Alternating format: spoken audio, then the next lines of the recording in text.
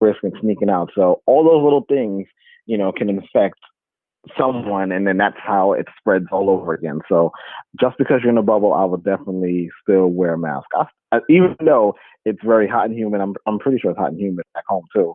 But down here, it's really unbearable at times. So you definitely got to have that mask when you're around people. It's better for everybody, because the last thing anyone wants out here is for anybody to really get it and then it starts spreading. And then we have to shut down this whole thing again. Nobody wants that, because of the league shuts down again.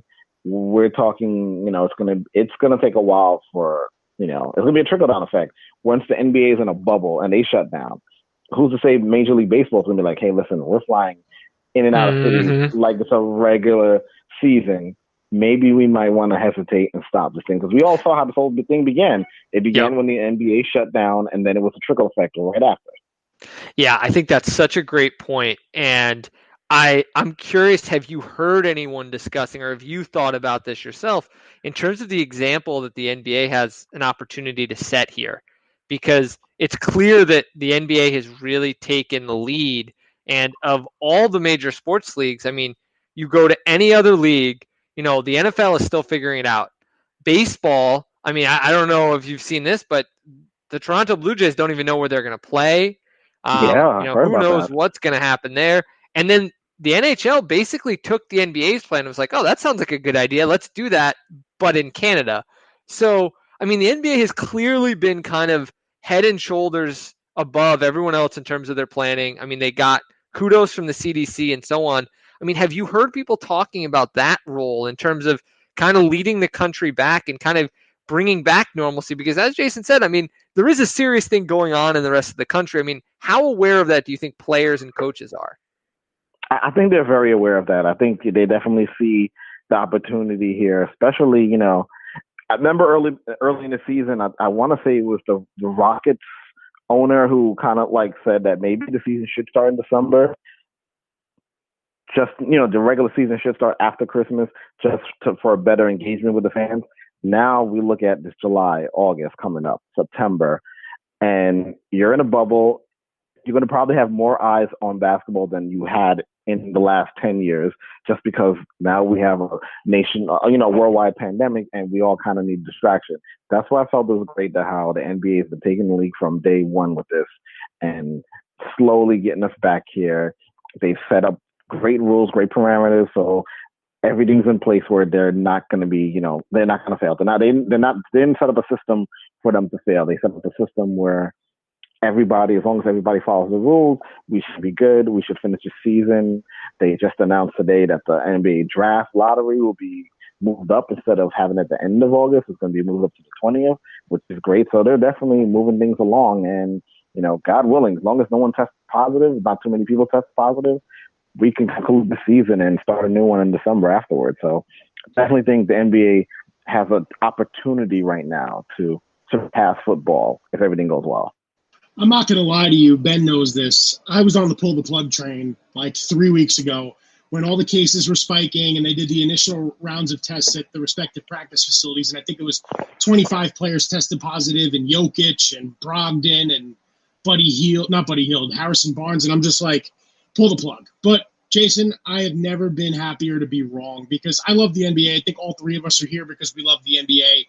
We're doing this because we just appreciate the game so much. So the fact that tomorrow there will be scrimmages on television, I mean, I'm so excited for that. So real quick, so Ben and I are curious, what exactly are you going to be covering? Do you get to pick which games you're going to be watching? Do you get to just do, certain pieces on, certain players for the source, or are you basically just able to do whatever you'd like down there? Pretty much I get to do whatever I like down here, because my main focus was the Nets, but as they have kind of like fallen off the wheel, especially Spencer Dinwiddie. I was going to have a one-on-one interview with him down here, but he didn't make the trip because he's dealing with his second round of COVID. That's incredible in itself that he's got affected twice. But now I get to go down there. The last printed issue for the source I talked about the top 5 players after LeBron to like lead the NBA, and for some strange reason I kept Kawhi off that list, and he was very upset with me, and he won a championship he looked like he might be winning another championship right now. So this time I'm going to focus on a lot of the next generation of players, the Zions, because I've never really interacted with Zion before. So I'm definitely looking forward to that. Same thing with John Morant and Donovan Mitchell and Jason Tatum. Definitely looking on forward to covering the next group of superstars because LeBron's on season 18. He probably got a couple more at peak, and the league is going to be passed on to someone else. And I think it's going to be one of these guys in the bubble. You know, people talk about why are the Pelicans in this bubble? Because the Pelicans are next. They have next. They have that, to me, in my opinion, they have that late 90s Orlando Magic vibe to them where you have Alonzo Ball, you have Zion Williamson, and you have a great nucleus of young players that, and Brandon Ingram. Brandon Ingram, if they get on, that's what makes this 8th seed in the Western so competitive and so amazing. Because if it's the Pelicans, if it's the Grizzlies, or even if it's an older team like Portland, that 1-8 is going to be so telling. You know, if it's Zion, it's going to look like Jordan and against the Celtics back in '86. It's going to have that kind of feel, and the media is going to love it. NBA ratings are going to love it. So it's one of those situations where I think, you know, this bubble was definitely beneficial for like the Pelicans. We had to get them in here. I love how they made up that rule within, you know, striking distance. You could come to the bubble. Unfortunately, it sucked in the East because the bottom of the East is not that good. But in the West, it definitely makes for some competitive basketball and great ratings. And so my one thing about Devin Booker's not about to light up the league. No, I'm just making a terrible joke. Because no one's talking about the Suns at all. So it's, you know. Well, you know, Devin Booker, I hope one day he's a Knick, but that's a whole other conversation for another day. I definitely think another great thing about what the league is doing here is how many times have we as journalists complained, or even fans, or being fans, how many times have we complained about the West Coast games? Like the Western playoff teams won't play until 10:30, 11 o'clock. That's not going to be an issue here. They're going to be playing 8 o'clock primetime games. So we're going to be really spoiled. Us East Coast bias, we're going to be really spoiled throughout this whole bubble because there will be no more 10 o'clock, 11 o'clock games, going to bed at 2 in the morning. If you want to stay up for Inside the NBA, which I kind of do, there'll be none of that. Everything's going to be on a great time zone. We're going to, you know, it's going to feel good. It's going to feel good knowing I can watch the Lakers and whoever they play in the first round, and I don't have to worry about, oh, darn it, I fell asleep into the middle of the, you know, I got to wait until the morning to catch the highlights or any of that. Yeah, I mean, you're touching on something I'm really curious about here, which is, you know, we're getting in, Jason kind of mentioned it, and you alluded to it as well, the scrimmages that are coming along here, and then coming after that, I mean, we're creeping right up on the seeding games, and then obviously after that, it's time for the NBA playoffs. It's put on your seatbelt because here we go. And I'm curious what you felt in terms of the quality of play, because I feel like outside of the obvious concerns, there's plenty of people who have very legitimate concerns. And I mean, I don't think you can begrudge anyone who says they shouldn't be playing, but at the same time, if they want to play, absolutely go for it. But that said, I think the basketball concern for a lot of people has been there's this huge layoff. You know, people are just getting there now in some cases. Is this going to be good basketball? I mean, we're having players not reporting, players who are sick, players who haven't played as much. I mean, what have you seen in terms of the quality of basketball while you've been down there? Yeah, the Morris brothers literally just showed up. Yeah, they just showed up today. I think the quality, it's going to be a little sluggish at first, but from what I'm seeing so far, it's a lot of guys trying to get their legs back, you know, basketball shape wise. Even though they look in great shape, the legs are not there yet. And I think that's the one benefit of having these scrimmages, as well as the little 8-game regular season. It's going to be more so of getting back into that rhythm and getting back into that basketball shape. And don't forget, now it's no longer, home court doesn't mean anything. So now it's really a tournament coming up in the playoffs. So it's one of those things where, like, it doesn't matter if you fall it doesn't matter if you fall from like 2 to 4 and 5 and stuff like that, like how we've seen in the Western Conference throughout the years, where like one bad game and then you're dropping all the way to 7th and then you got to go on the road. There's none of that anymore. Everyone's playing on the road. So it's one of those situations where I think between the scrimmages and the 8-game regular season, that's going to be plenty of time for some of these guys to get back into great quality basketball games we're going to enjoy and watch. So is this the hardest championship any NBA team has ever had to win? Because you've had lockout shortened seasons, you've had other things come into play, work stoppages, but this is something we've never seen before as a society, right? So I saw what Austin Rivers said a couple of months ago saying, asterisk, no, this is going to be the hardest championship any team could ever win. Do you agree with that sentiment? I kind of do because I feel like, people are labeling this asterisk for the wrong reason. One, everyone's had to deal with the same situation. It's a worldwide pandemic. Everyone kind of took 4 months off, so everybody's getting back into shape. And that's one element of it. Two, you got guys playing outside of their norm. They're going to be in the West Coast guys are going to be playing in the East time zone. Three, you're playing an AAU style tournament where seeding means nothing. There's no home court. It's going to be a great marathon between August and October.